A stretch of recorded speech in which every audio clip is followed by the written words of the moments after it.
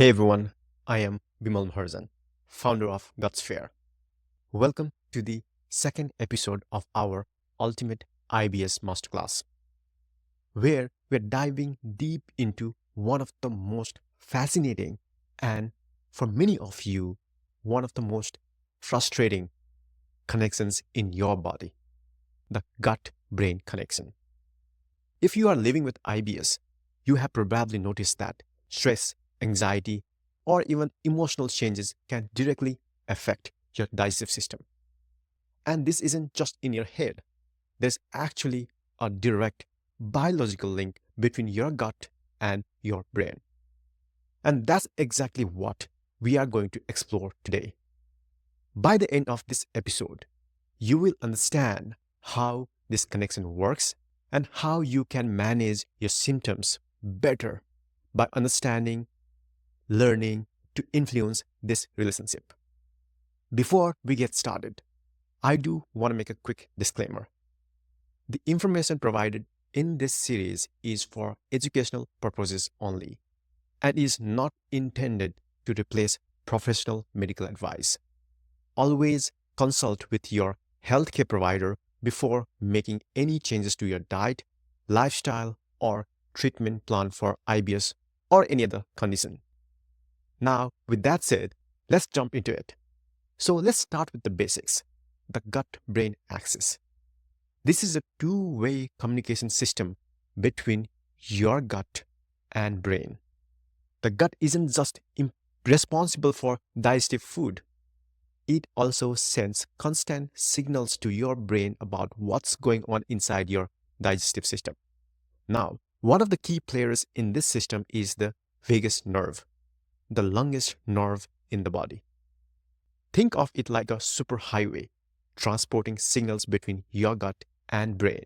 And about 80 to 90% of the signals it sends are from your gut to your brain, which means your gut is giving your brain a constant update on its status. This connection is crucial because when something goes wrong in the gut, like inflammation or an imbalance in your microbiome, it can trigger messages that lead to discomfort or pain. For people with IBS, this communication system is often more sensitive or even little out of sync. Let me give you an example. Visceral hypersensitivity is a term that describes how people with IBS feel pain or discomfort from normal digestive processes that wouldn't normally cause issues. This super hypersensitivity is thought to be linked to disruptions in the gut-brain communication, particularly via the vagus nerve. So what exactly is vagus nerve and why does it matter for IBS? The vagus nerve controls many things, like how fast or slow food moves through your digestive system, and even how much stomach acid or digestive enzymes are produced. Essentially, is the master regulator of your gut's functioning. In people with IBS, this system can go haywire. The vagus nerve may become hypersensitive, meaning even normal digestive processes feel uncomfortable. And there is something fascinating. The vagus nerve also has a big role in how your body responds to stress. When you are stressed, your body shifts to fight or flight mode, which slows down digestion. But when you are relaxed, the vagus nerve helps you switch to rest and digest mode, where digestion can occur smoothly. For those of you with IBS, you have probably noticed that stress makes your symptoms worse, right? That's because the vagus nerve's ability to manage your digestion weakens when stress levels are high.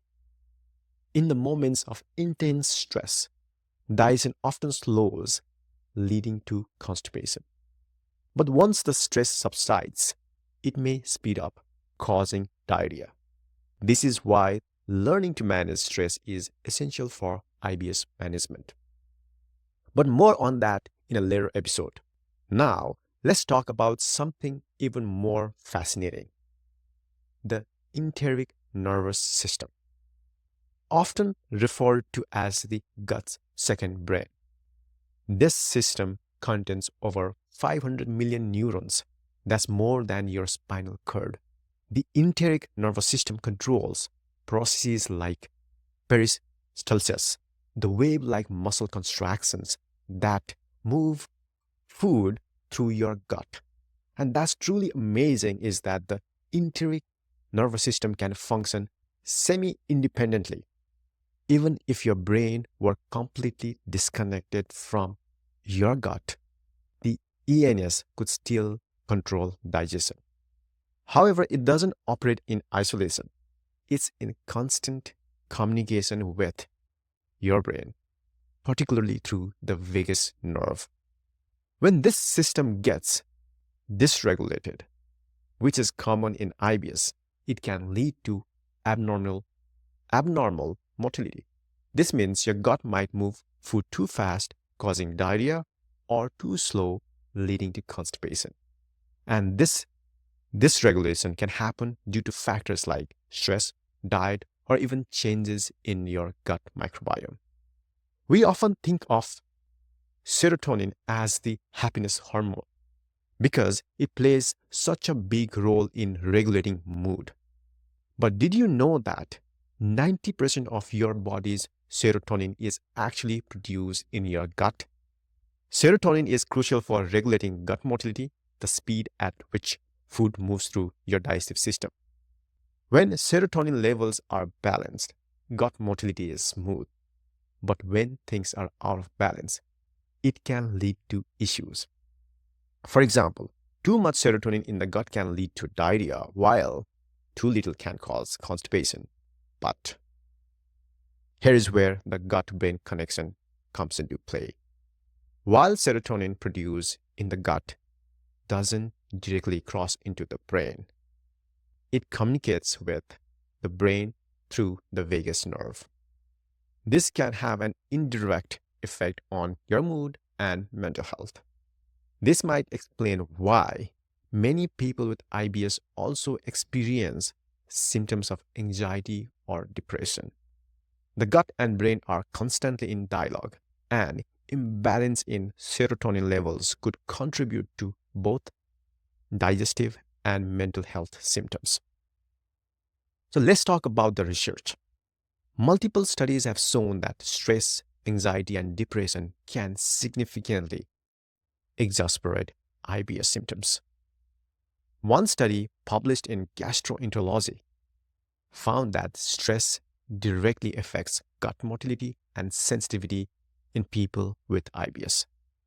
Participants who were under a high level of stress had increased pain sensitivity and irregular bowel habits. When you are stressed, your body releases cortisol, the stress hormone. This activates the hypothalamic pituitary adrenal axis, HPA axis, which can disrupt digestion, slow gut motility, and increase gut sensitivity. This is why you might experience more IBS flare-ups when you are stressed at work, dealing with family pressures, or going through an emotional period. So what can you do about it? By understanding the gut-brain axis, you have already taken the first step in managing your IBS. Now, you know that stress, serotonin, and even the vagus nerve all play a critical role in your symptoms. While we will dive deeper into stress management in the following episodes, here are a few takeaways. Start by focusing on your stress levels. Recognize the connection between your mind and the gut, and try mindfulness meditations, breathing exercises, or even yoga to help calm your vagus nerves. Pay attention to your gut health. Keep track of your symptoms and notice when they flare up, whether it's after a stressful event or after certain foods. In our next episode, we'll go deep into how to manage stress and anxiety and their impact on IBS symptoms. Do not forget to subscribe so you don't miss it. Until then, take care of your gut and your mind. They're more connected than you might think. Subscribe for more on IBS and gut health. Follow GutSphere for tools and resources on managing IBS.